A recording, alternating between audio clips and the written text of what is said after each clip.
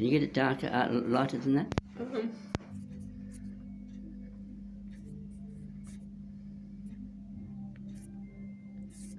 There you go. Is that light? Can you get? Oh, That's as bright as it can oh, go. this is what it's going. Yeah, thank you. Yeah, it's fine. Oh, thank you. Well, it's Colin here. I'm bloody again. What I've been doing here is, at the present time, I've been recapping. The situation is that when you go through about, say, 49, 50 videos, you need to sort of go back and recap where we're going, and instead of just keep on going, and you need to consolidate. You see, as I mentioned, I started on a video about Rob Muldoon. He was, if you didn't know, if you're not from New Zealand or something, he was the Prime Minister of New Zealand about 10, 20 years ago or so, from the National Party, actually. Now, in my estimations, he made a big mistake. See, what he did was, he got a loan from overseas. I don't know where they get this money from. If they get it from China, then, if anything, China should be loaning money off New Zealand, but they built themselves up through hard work and decades of work, and now they're a big country, and they're second biggest in the world, I think, now. So anyway, I don't know why they get money, borrow money when they can do it themselves, as I've pointed out in one of my videos. But anyway, so what is needed first, before Rob Muldoon did anything like think big projects, is to consolidate our farming industry. Now that's our big export earner, and that's the big one that we've got. Now there's a lot of work needs to be done on these on farms. For example, as I mentioned on my videos, what they need to do is to build high-rise water tanks, about 600, 800 feet in the sky, huge ones, not just one big one, because if something happens to your big one, then you're putting all your eggs into one basket. And if something happened with your big one, well then what are you going to do? But if you have a number of them to count with one big one, then you won't need to bother so much if something happens to one. And then there's cleaning too. You just take one and clean it. But there might not be too much in the way of cleaning, because the water can be moved around, so it's moving slowly, it's churning slowly, keep it fresh, and also that'll stop mildew and moss from developing, and also stop mosquitoes from breeding. And so you have the big water tanks, and then you have sheets of corrugated iron, quite a lot of them that put up against the reservoirs, and as the rain hits the corrugated iron, it pours into the reservoirs. Otherwise, if you're just going to have the tanks as is, then you get very little water. If you get an inch of rain, it might only go up by an inch. So you've got to have a way how the water can pour into the reservoirs by the sheets of corrugated iron. And so you'll fill the water tanks up when you get a lot of rain, and then you have tight lids on them if they get full. Tight lids to prevent mud, because you don't want mud around the place. Tight fitting, it might keep the water in better. And then, I don't know if they have it in Rob Muldoon's time, they probably did, but you have a sprinkler system, but the sprinkler system is not these baby things that they have in vegetable gardens, but these modern ones where they shoot the water out like jets, and it can maybe go do a whole acre at one time. A lot of, a lot of water can just shoot out, like jets and jet water, and you can do a whole area quite quickly, well, far more than just a baby one. And then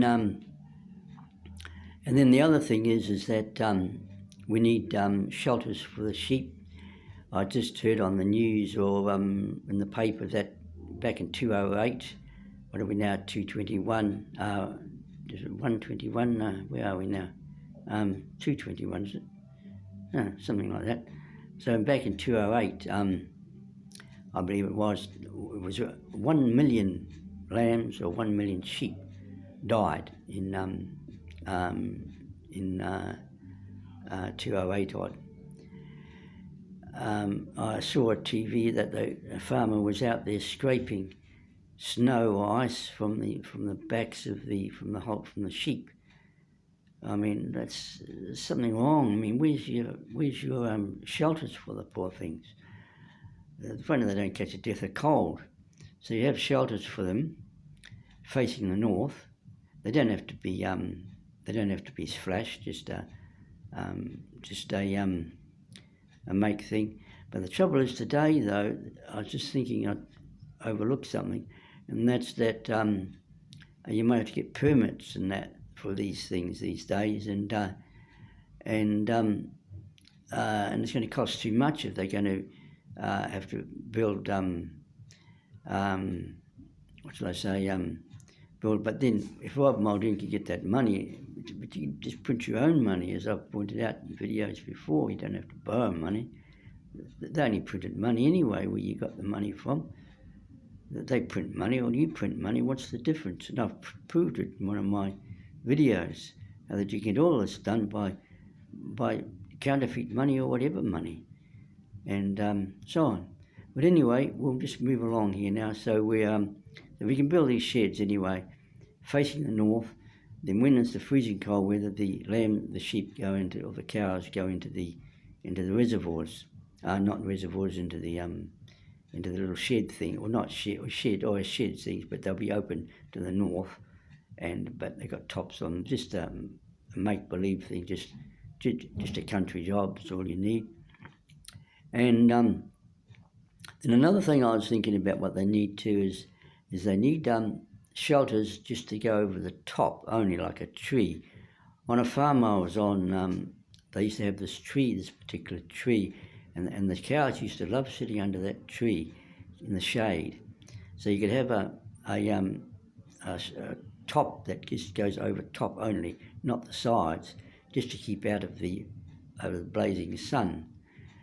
Because I remember in my hometown Wairoa, I looked across the road and there was a sheep there, and they were building there, and this poor sheep, she was struggling to get into the shade. I noticed she had half her body in the shade, and the other half, I don't think could get in, had to wait till the sun seemingly went down and the earth was revolving around the sun. So the poor thing, you think of this blazing heat, you get, say, 26 Celsius, that's taken in the shade. It must be at least 10 more degrees in the blazing sun. Those poor sheep and poor cattle, poor cows, and that's excessive heat. And then the opposite is the excessive cold. Those freezing cold winds and rain and hail and that. Sometimes you get, they're out and all that.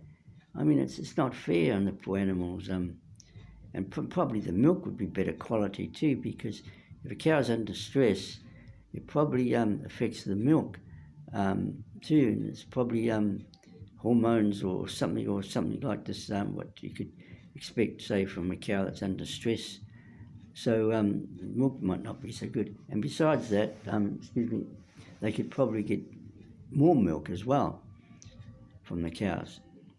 So anyway, so you have these shelters for them, and shelter over the top, but nothing on the sides, some as well, because the sheep just might want to get out of the blazing sun. They don't want to, they don't want to get inside because it can be too hot. It can go the other way. They're going to get out of the sun, but with a number of sheep in there or cows, then it can get too hot in there as well. So that's if they just had a shelter thing over the top only, nothing on the sides as well as the other one, as the sheds things. Then you've got, then that's all they wanting to get out of is just the blazing hot sun. And And so you have those all over. And therefore then Rob Mouldering would be consolidating his position. And you see, I was in a farm just in Makino actually, it's just out of Fielding. It was a dairy farm over there. And we're on this dairy farm, and I looked out the window, and I saw a close paddock there to the house, and the poor cows were huddled together to try to what should I say? Try to get away from the cold, and so they huddled together. And I noticed one cow, she sort of went up and down and sort of like a jack in the box. She went up with the body and up with the other side, the back, and up with the front. And I sort of got the impression that she was trying to tell one of the cows to go back on the outside now. That's the message I got, that she was telling one cow that she's got to go now out on the side, out the outside now, not on the inside. That's the impression I got. But anyway, regardless of that, they were huddled together there trying to get warm. So poor things. Imagine us, if we're out in the freezing cold with no clothes on, and we'd die of the cold. I would anyway. I couldn't stand that heat, cold, and the heat too, and the cold, freezing, and raining out there. I mean, goodness, poor things. They expect all this, and so he didn't consolidate his farming industry. He went and got these Think Big projects going. You must consolidate your position. And the same with orchardists.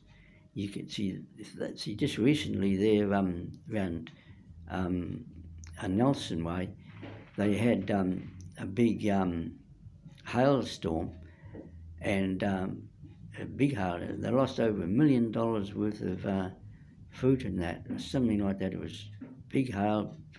So if they had shutters like Venetian blinds, but big, huge ones that go down like a Venetian blind, and they go down when they want the good weather or they want rain. But if the orchardist hears that there's going to be hail about, well, he can clip them shut like Venetian blinds, clip them shut so the hail doesn't harm the blossoms. Because those blossoms that are, of course, paramount blossoms, you get hail and harm the blossoms, well then, you can imagine you're in for trouble with your fruit. So that's another one to do. And those two for a start, and then there's building high-rise flats too, as well, because we're always short of accommodation and that, and that's another one to build. And then we need to go at the moment, we need to go to Debbie Olsen to get help from her. So you might give us, say, $500 an hour or $1,000 an hour to help us with how to turn our ground into orchardist, how to turn our farming industry to make it organic. Because in the United States, they had some cows feeding on organic pasture. So what they did in experiments, they actually tried to give them diseases.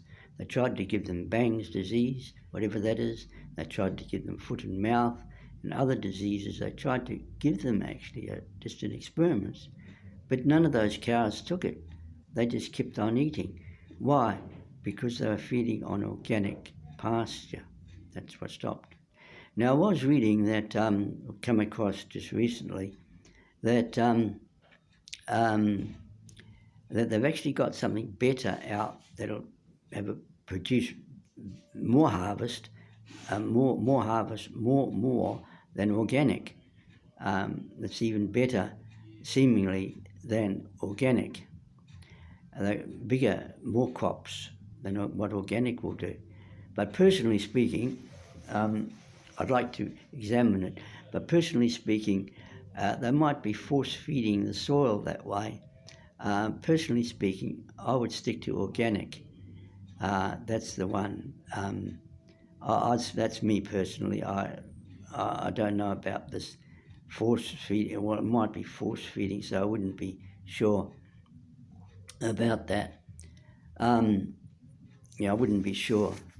about force. Well, it might not be force feeding at all. It might be just. It might be better.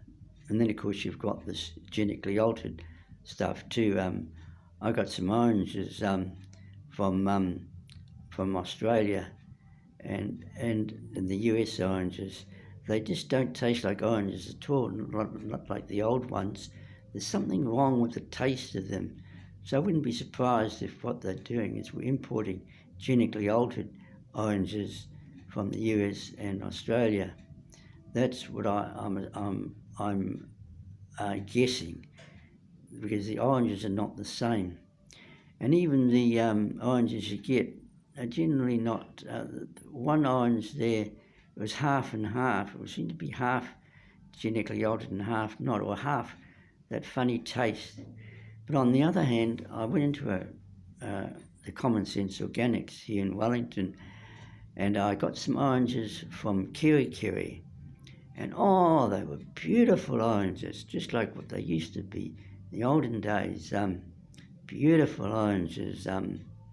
They were what oranges should be. They're from Kiri. Beautiful oranges. And that's how they should be, you see. So why is not the fruit up to standard? Are they force feeding? Are they, what's going on? So the fruit, I think, used to be very good. And then there's so the person to see about organic pastures, Debbie Olson. She's a guru. She comes on Star Radio as a Christian when I listen to this Star Radio, and she comes on about twice a week. She's a guru. She knows everything about plants and everything. I don't know if there's anything she doesn't know. They just call her a guru on Star Radio. So if we could get hold of Debbie and then give her, as I say, 500 smackers an hour or 1,000 smackers an hour to help them, how we can turn our pastures into organic. Because remember what I said, in the United States, they had these cows feeding on organic pasture. What happened? They tried to give them diseases, but they didn't take any of these diseases, not Banger's disease, not any disease, because they're feeding on organic pasture. Some years ago, New Zealand did have an outbreak of some kind of disease, and they killed, I think, some animals. They seem to be right at the moment, but they're prone to, because of the organic, because of the farms at the moment are not organic. So that's another thing to do. And so I spent this amount of time on this because I wanted to explain to you how that Rob Muldoon would have been better off had he consolidate our farming industry, either from the loan overseas or, as I said, they can print their own money. This could all be done by printing our own money, as I mentioned before on a video. You can just print your own money. It doesn't matter where the money comes from. It's the job's been done. And they've always done that with money from the very start. When money first came into existence about 4,000 years ago or 3,000 years ago, they didn't operate on money. And then one day some cunt, what he did was he was a smith. Still call them smiths these days. And he was a smith, and he banged some coins up. And what did he do with them? He put them into circulation. And that's what they were doing with money, put them into circulation. Where did all these billions of dollars come from? They put them into circulation. I think the Reserve Bank are printing money, but not enough. I think they're doing it more in Australia. But I think Grant Robinson, I think he seems to be too conservative from what I heard. In Australia, they're more liberal and they've got more of a prosperous country. Australia's such a rich country that they lose about something about 10 billion smackers a year on goods that people don't need at all, don't use at all, or use very little. Therefore, it's hardly worth getting it, and that costs about 10 billion smackers on that. And yet it's such a rich country that 10 billion only constitutes about 2% of the wealth of the country. So 98% is unaffected by that massive loss of 10 billion smackers. So that's how prosperous Australia is. So it seems that the high wages, incidentally, work better, as though it might appear not. But you notice that all the rich countries like United States and that are high wages. You get high wages, you've got prosperity. When you've got low wages, then you've got your so-called third world, and this is what's overseas. Do you know that most of these countries in Africa, or a number of them, or even most of them, and a number of them around the world as well, the prosperity to the United States is only 1% prosperity to the United States. That's how poor some of these countries are. No money, you see. Well, anyway, we're getting back now. I spent up time on this. We're getting back now to what shall I say? To consolidating. So that's one thing that's needed in New Zealand is to consolidate by our farming industry and building high-rise flats so people can live in, and keeping our land for farming or for growing crops or planting trees. We've got a timber as an export for New Zealand, and so on. So that's what we need to do. And but on my videos, this is one of them we need to consolidate on. We need to consolidate on the things that I've put on. I don't know which one to put on at the moment. How much time have I got left? 21. That's 20. Oh, I've got a bit of time here left. Trouble is, I start on a video about something, and like nudity being important, and I find that the time goes and I haven't got my time. So perhaps we could have another look at this nudity one then, that I been working on.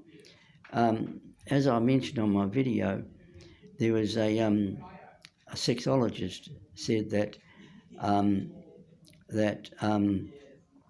those who enjoyed a romp in the raw were usually easygoing. And this is why you get your child molesting and that, because guys are desperately trying to get sex. This poor cunt in the Cuban Mall, he gets kissing a few women, and the bloody idiots give him 7 years in jail. And I've been reading about other things just in yesterday's paper. I was reading of a truck driver. He was driving the drugs, the real bad methamphetamine, is it, or something, one of these dangerous drugs. He was doing his part in driving up to make money, and all he got was this 12 months supervision or something, a home detention or something, doing a thing like that. Goodness me, in Indonesia, you can get the death penalty. In fact, 2 or 3 Australians there a while back were shot dead by a firing squad for taking drugs into Indonesia. So it's a very serious offence, and he gets 12 months home detention or something like that. And this poor kisser cunt in Cuba Mall, they still won't let him. They still have a second parole on him now, and it's still the same, 7 years for the poor cunt.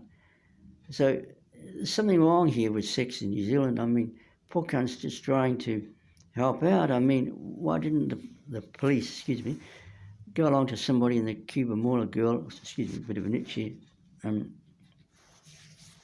the Cuba Mall, and say to a woman passing by, "Oh, excuse me, ma'am, a constable such and such, we've got this poor cunt here, he's Australia, the poor cunt, and he's ready to kiss women and that, and I wonder if yourself or somebody could look after the poor cunt, because what shall I say, he's just a stray, he just wants to kiss and that, and he's prepared to go halves with the phone, he's prepared to go halves with the electricity, and halves for the food, and halves for the rent.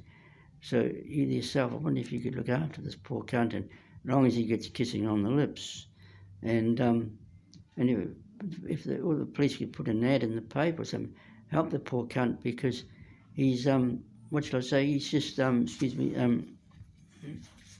itchy here. The poor cunt, I mean, he's just trying to make something work. He's just heard the call and he's just trying to obey the call. And they still won't get him out.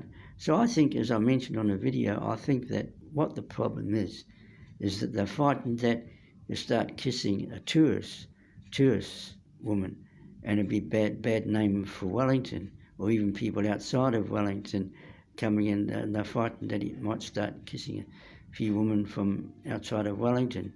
Bad name for Wellington.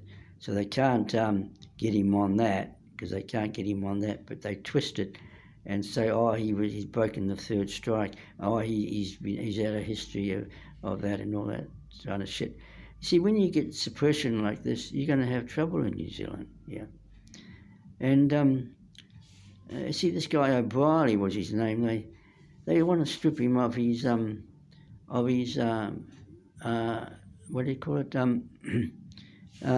What's the top one in the United States? That's he had some Wiley, was it? He had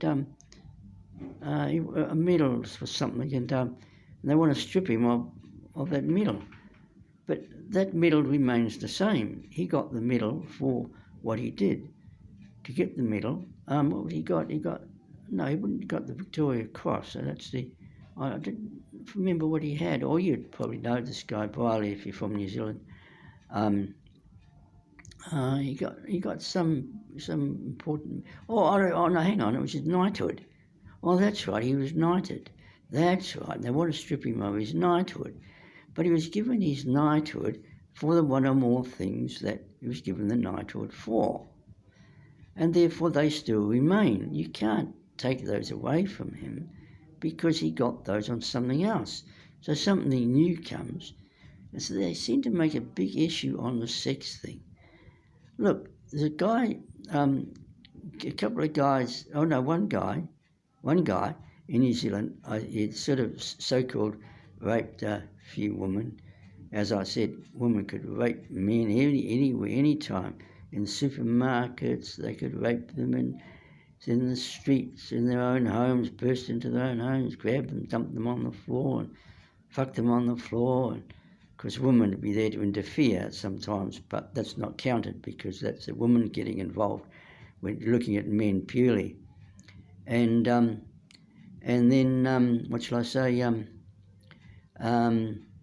Yeah, they could do that for 10 years to men, everywhere, because not all will be able to get up the weapon, because either they normally can't, or perhaps a bit too much even for a male at the moment, but maybe she got kissing him and that and working on him, he might get it up.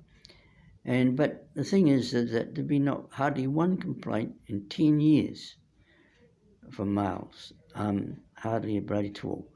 And if he did get one or two, he must be an oddball, a bloody oddball. In fact, I was somewhere in Wellington, I just can't place where it was, and up top there was people walking past, and this woman bumped this guy, a very strong bump, about the biggest bump I've ever had. I don't know what happened. She's probably an accident, she bumped him, and he sort of went back, and then he started to move forward a bit, and the woman that was with him sort of said to him, she said, "You enjoyed it, didn't you?" So I remember her saying, she looking at him and said, "You enjoyed it, didn't you?" And of course he did. Well, if he got enjoyed a bump like that, well, how much more would he enjoy the real McCoy kind of thing? So, see, sex is a very natural thing, and if you try and suppress it, you're going to have trouble. And that's what you're having in New Zealand. You're having trouble. You go to little girls, instead of seeing a guy with a little girl, think, well, look, what is wrong with this country that this poor country has to go to this little girl now? What is the problem now? There's something wrong that he has to go to a little child like this. And there is something wrong. See, and if you had nudity in the street, and fucking anywhere is a street, shopping naked, they'd get used to it in about a week. You'll have a few complain because of their family, or they're frightened of their teenagers with them and that sort of thing. Like one time I was talking on sex to this woman, my auntie actually, and one of her children was there, or a teenager or something, and she wanted me to stop because of her son was there. And so this is the problem, but you don't get these problems so much in nudist clubs. Whole families go naked. There's other families there, not a problem, but they really need to have sex there too. No good walking the bloody nude and not be able to fuck them. That's rather like going to a picnic with the eats. And it's time in the eats that in the flask you take of tea and that, all part of the picnic. I mean, it's a real part of it. Imagine if you could only look at the sandwiches and look at the flask. You couldn't drink anything from it. You're only allowed to look, and finally they get thrown to the birds or something like that. I mean, it doesn't make sense. I mean, you take the eats to eat. Eating too is one of the pleasures of life. The taste of food wasn't given for a big joke. It was given to enjoy.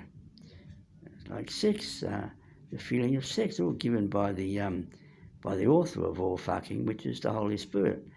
He gave all that. He didn't give it all this bloody shit about what do they call it? So I can grab it. I heard it on the radio. These bloody religious people. Lust, yeah. Well, that's just as stupid as saying, you're eating this food because you like it, you like the taste of it, or you got lust for this food. I mean, it's a negative way of looking at it because it was given to you to enjoy the food. What is the feeling of sex when the sperm comes and the kissing and the hugging and the feeling of tits, and that works on both sides. Otherwise, if you can't do that, what's the use of giving it to the world?